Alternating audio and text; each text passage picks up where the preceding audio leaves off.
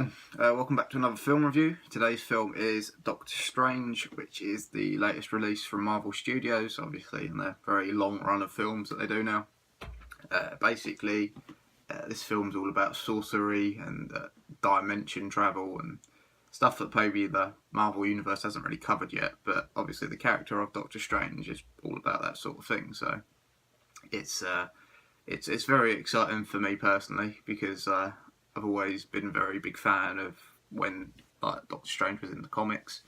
I always thought that he was probably one of the best characters in the Marvel Universe, in all honesty. So for me it's very exciting, and I couldn't wait to see the film basically. So Marvel cast Benedict Cumberbatch as Doctor Strange, which is superb casting. If you look at him compared to the way the character was drawn in the comics, it's very, very similar, and he's pretty much one of the only actors I think who could really portray Strange on screen and really capture what he's about. So very happy with that.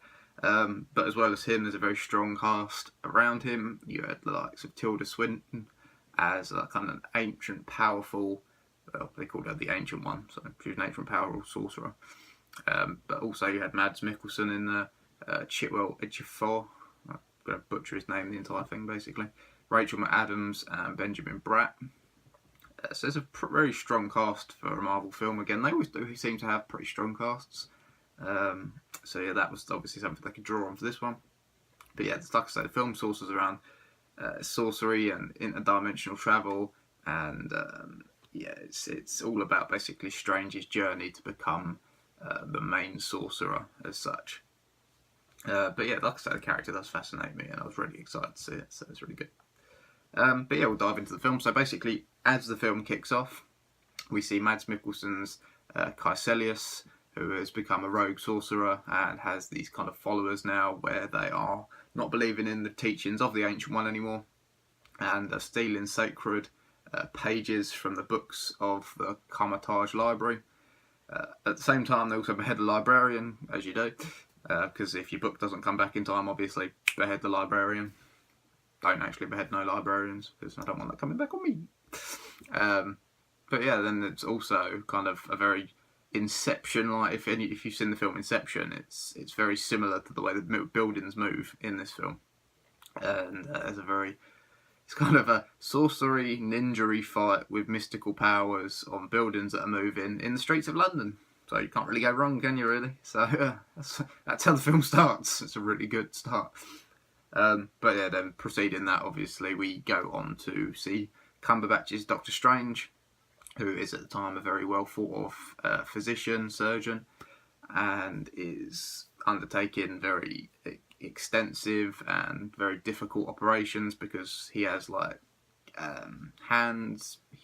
He has hands. That didn't go well.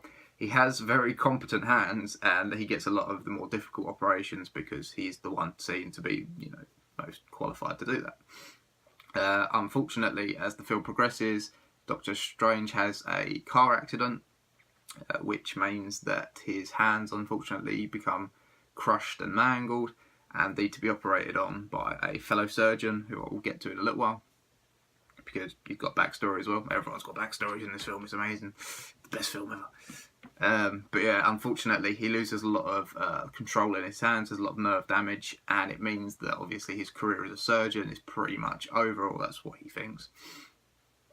So he's very down, very depressed. He's looking at all the alternatives, all the experimental surgeries that different countries are doing that might help him out. But unfortunately, he can't actually find anything. But during one physical therapy session, he's talking to the physical therapist, and he hears of someone who was pretty badly paralysed, couldn't walk, and somehow, through no medical treatment, gained the power to walk again, and it was just out of the blue, and no one knew how it really happened. So Stephen Strange seeks out this person, whose name is Jonathan Pangborn, played by Benjamin Bratt, and basically asks him how he managed to come back from his paralysis, so basically without any medical help at all. Pangborn basically kind of reluctantly tells him about a place called Karmatage in Kathmandu, which is basically a temple run by this Ancient One who will kind of help him, discover the power inside himself to, gain the power back in his hands and gain the nerve damage to go away and, be able to use his hands again. So he travels to Karmatage in Nepal, Kathmandu, and basically finds Karmatage after being mugged by 3 people and being helped out by... This is the first time we see Carl Mordo, who is played by Chitwell Ejiofor, and basically he leads him to Karmatage, and he meets, obviously he's already met Mordo, he meets Wong the librarian, who took over from the librarian who got beheaded. Wong's got a backstory too, so it's amazing. Wong's everywhere. And then he meets the Ancient One, who's Tilda Swinton. Basically, he's told about how the Karmatage is basically a temple for learning how to control dimension and time and all the kind of mystical stuff that hasn't really been discussed in the Marvel Universe. It's maybe been seen, but it's not been discussed. And basically, he wants to know how Jonathan Pangborn cured himself, basically. And the Ancient One tells him that it's all through kind of not anything that she can do. It's more teaching him how he can use his spirit and raise his spirit up so that, and his soul and his inside power, that he can, beat it himself. So basically, he doesn't believe that. He's very skeptical. She shows him the wonder of her powers, sends him basically travelling through dimensions. Within a minute, I think he travels through about 10 different dimensions. Obviously, this opens his eyes, and it makes him realise that he can learn this, and it can help him out. And because of that, he begs her to teach him the ways that she knows of. If you can hear something in the background, it's my cat. Ignore her. Teach her the ways that she knows of. She's very hesitant because Caecilius, who was the one at the beginning who stole the pages, was very arrogant and very disbelieving as well when he first went to Karmatage. So she kind of saw a lot of him in Stephen Strange. But after talking to Mordo, she decides that she does want to help him. And that begins kind of the training of Stephen Strange in all the mystic ways, which I won't get into all of them because it would ruin the film a little bit because there's spoilers contained within that. Basically, he learns that the Earth's protected from other dimensions by it's a spell formed by 3 buildings called sanctums.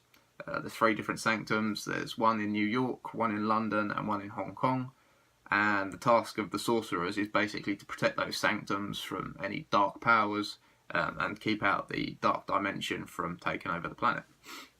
Now, story-wise, I don't really want to go too much further into the film because I think from there onwards, everything that happens and is learned kind of would be quite a major spoiler into what's going to happen in the film.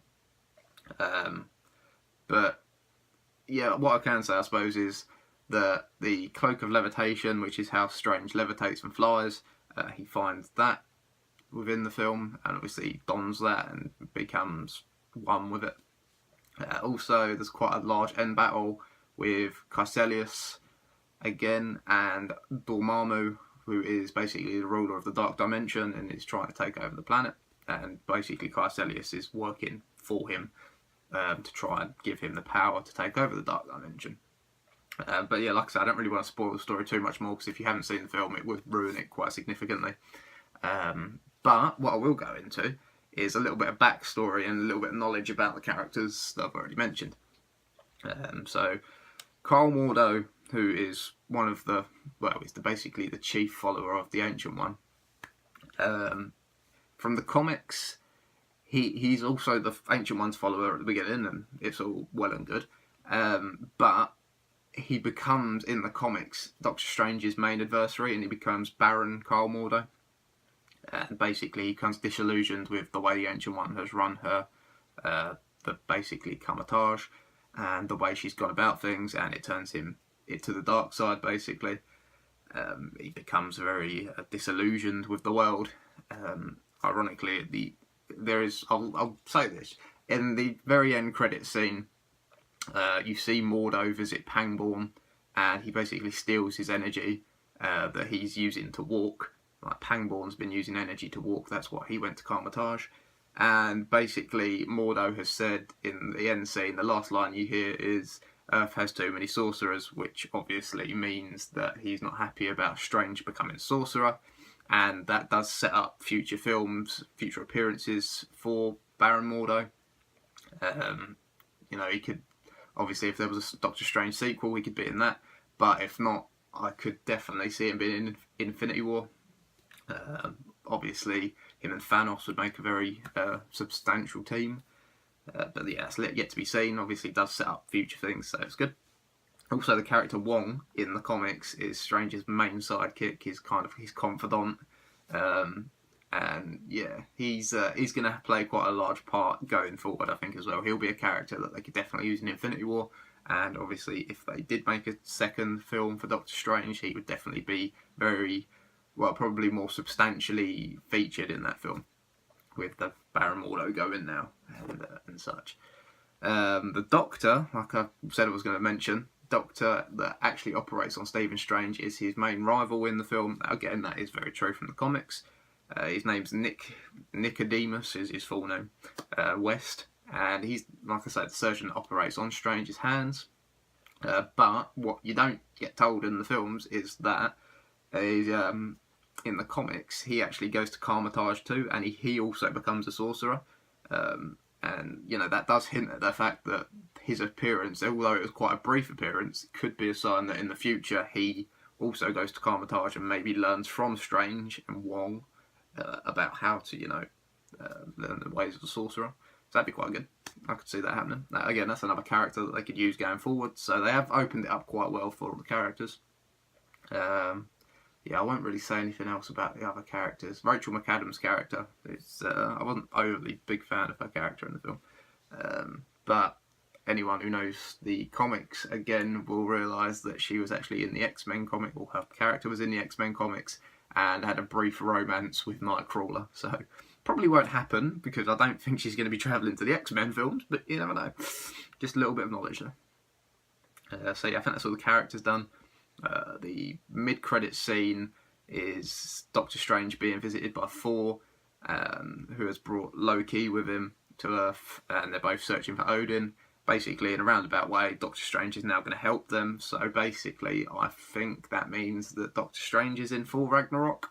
I'm pretty sure that's going to happen now, which is awesome, because it means basically the three most powerful characters in the Marvel Universe, which is obviously Thor, Hulk, and Doctor Strange, are all going to be in the same film. So that's really exciting, to be fair. And again, they'll all be Infinity War together, so even better. Woo! Okay, I've probably talked for quite a while now, so it's 13 minutes in. But we'll end on a quick little review. The film was incredible.